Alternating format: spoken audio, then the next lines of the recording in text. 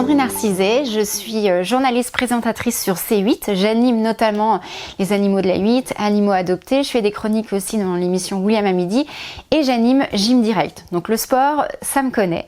Pourtant, j'ai eu un problème au cœur. Je me suis fait opérer à cœur ouvert il y a maintenant 4 ans d'une insuffisance cardiaque et d'un anévrisme de l'aorte. Et ça a été le ciel qui m'est tombé sur la tête quand on me l'a appris. Alors pour la petite histoire, je suis allée chez mon médecin pour une angine parce que j'avais très mal à la gorge. Et en allant chez ce médecin, que je remercie d'ailleurs, il a écouté mon cœur et il m'a dit « ça serait bien que tu ailles consulter un cardiologue parce que ton cœur tape fort ».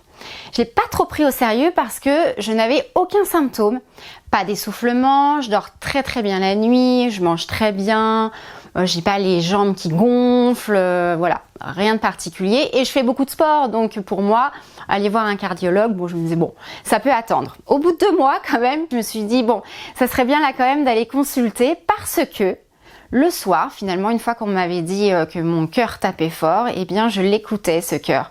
Ce que je n'avais jamais fait auparavant.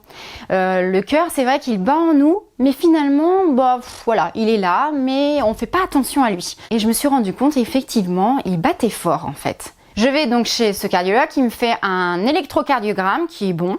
Ensuite, il me fait une échographie cardiaque. Et là, l'échographie cardiaque, on me dit que j'ai une insuffisance cardiaque qui est bien avancée et que ça serait bien de faire des examens supplémentaires. Donc je vais consulter ce cardiologue qui me refait exactement les mêmes examens avec des examens plus poussés.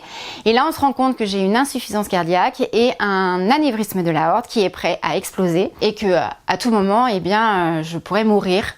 Donc je vous avoue que c'était difficile à accepter, mais bon, il va falloir se faire opérer et opérer à cœur ouvert.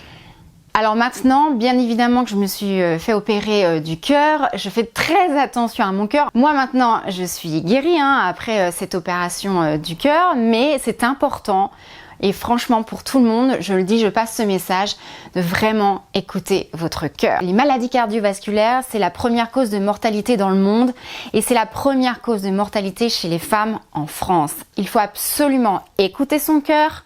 Mon conseil à moi, c'est vraiment d'en parler à votre médecin, de demander si vous pouvez faire un check-up chez un cardiologue avec une échographie cardiaque, parce que je vous rappelle que moi, mon électro était bon. Et s'il y a un petit dysfonctionnement, eh bien là, au moins, vous allez être prise en charge le plus rapidement possible et après, vous faites soigner et regardez, ça rentre dans l'ordre normalement. On a une cicatrice, j'ai une grande cicatrice ici parce que j'ai été opérée à cœur ouvert, mais finalement, après une rééducation, une réadaptation cardiaque, on vous met debout, on vous fait marcher et puis finalement, on s'aperçoit qu'avec des exercices, avec notre entourage, avec les médecins aussi qui sont là pour nous rassurer, eh bien on s'en remet et puis notre activité reprend et puis moi je reprends le sport et puis je continue à faire mes exercices et ça y est, la vie est repartie avec des contrôles.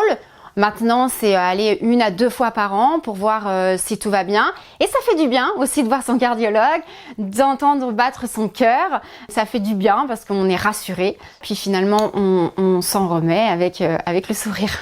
Les femmes meurent de maladies cardiovasculaires. Il y en a 200 qui décèdent chaque jour. Pourtant, on ne le voit pas, on ne le sait pas. Alors, mobilisons-nous toutes et tous pour faire avancer les choses. Écoutons notre cœur.